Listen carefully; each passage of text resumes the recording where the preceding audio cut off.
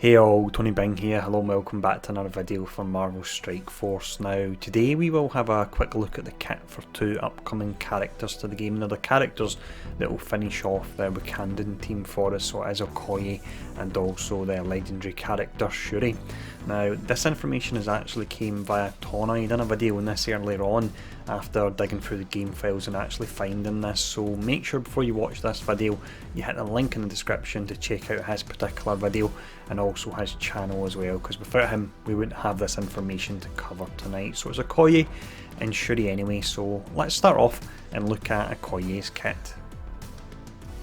So we have actually had a bit of a look at Okoye's kit in previous videos because she was available in game for quite some time, and also her kit was on msf.gg, but with the Wakandans coming out and this team being really based around charges, which is an interesting mechanic, they've made a few changes. So let's actually run over what we've got.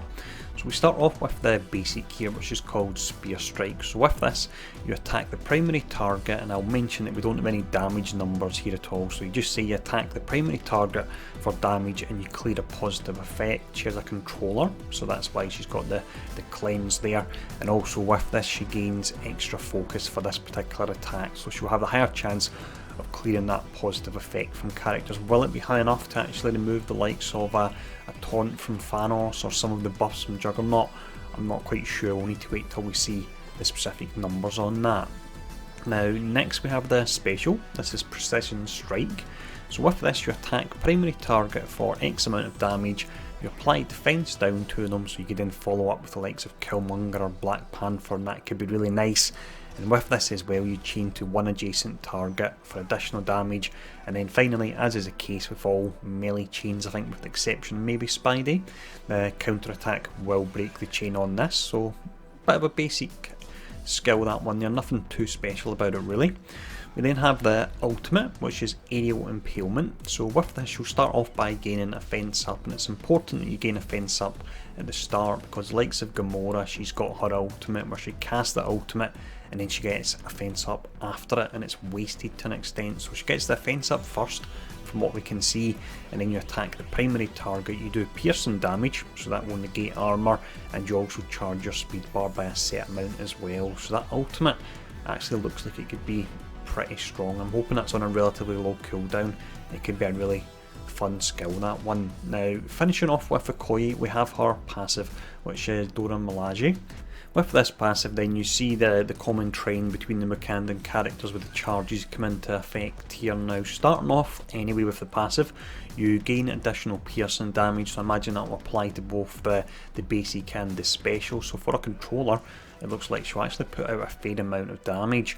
Now also when she gains defense up, so that's similar to the likes of Black Panther gaining, I believe it's deflect, you get the assist from Killmonger and M'Baku. Off the top of my head I can't actually think what he gets on defense up, but on defense up for Okoye she gains immunity, bit of an odd buff for her to gain there, to be honest, and not really that strong or worth going out your way for. Also with her passive, on self or Wakandan allies crit, and you should have a lot of crits coming from Killmonger hopefully, you gain 1 charged up to a maximum of 5. Now what does she actually gain with the charges? So on Wakandan allies turn, while she's charged you gain assist now, and then you lose 1 charged. If she doesn't have any charges at all, then she's got a % chance to gain assist now. So previously in her kit we did have the speed bar manipulation, which she's still got, but it's slightly changed there, and you've got the assist now. I actually really like how they've put it in with the charged, and if you have a charge then you're guaranteed to actually get it there. So that's a really interesting mechanic and I do like it. I don't think she looks like the strongest of characters, and she's potentially one that would maybe drop from the Wakandan team from what we've seen so far, and maybe put in the likes of Merc Riot Guard for his defence up. But that's Okoye. Let's have a look at the legendary character now, Shuri, and her kit looks pretty amazing, and it looks like it ties everything together as well. So we have an absolute ton here in Shuri's kit then. So we start off with the basic anyway. This is Vibranium Gauntlets. So if you think back to the movie, they're the huge kind of Panther style metal gauntlets she had on her hands.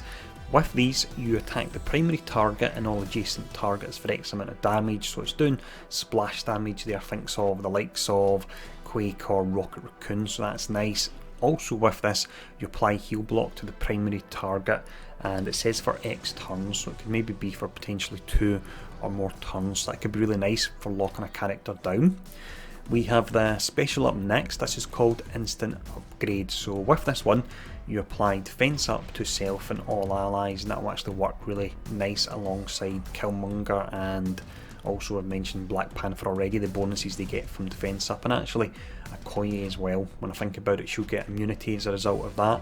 But with this, you apply the defense up to self and all allies, then apply 1 charged up to a maximum of, I imagine that's probably going to be 5 to self and all Wakandan allies. So she can charge up the crit on Killmonger, she can charge up the damage on the ultimate, and she can charge up the block chance on M'Baku, and also she can charge up the chance to get an assist on Okoye as well.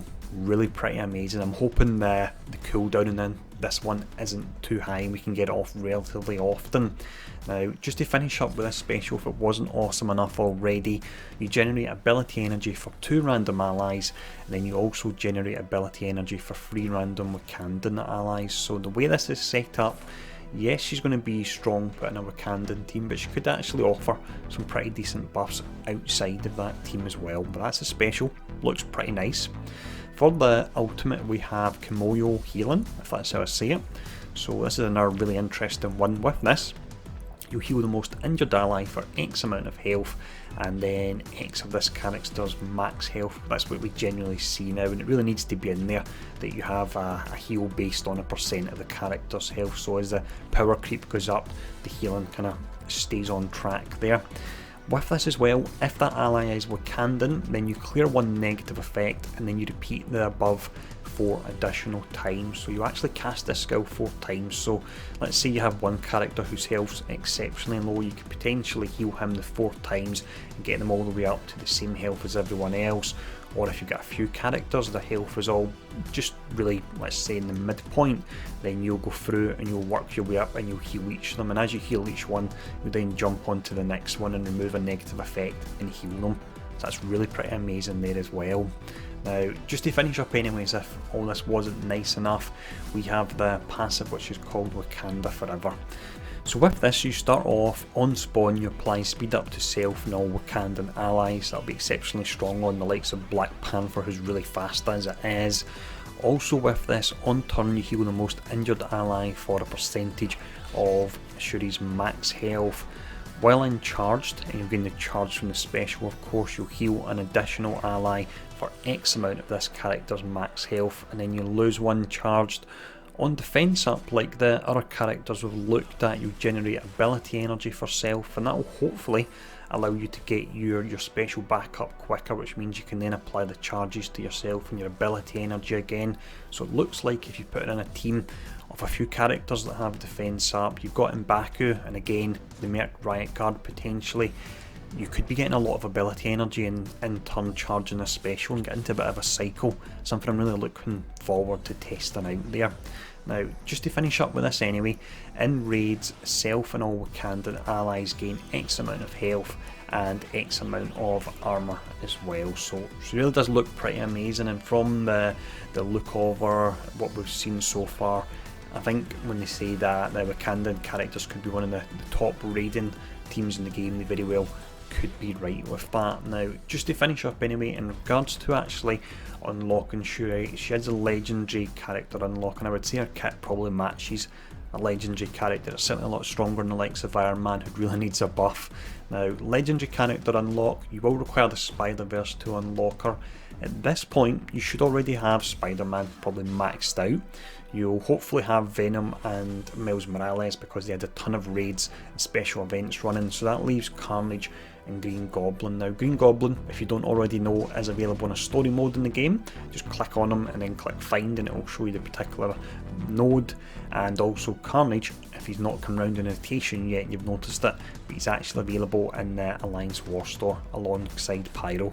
Not sure which one I'm going to farm first, to be honest, because Pyro will help you get Magneto, whereas Carnage will help you actually get Shuri, so it's a tough call there. But that's the kits for both of them. Once again, thanks to Tona for digging through all this information. Check out a link in the description to have a look at his channel, and feel free to subscribe if you like the content. And if you like the content on this channel, feel free to subscribe as well. And as always, thanks for tuning in, and I'll see you all again soon.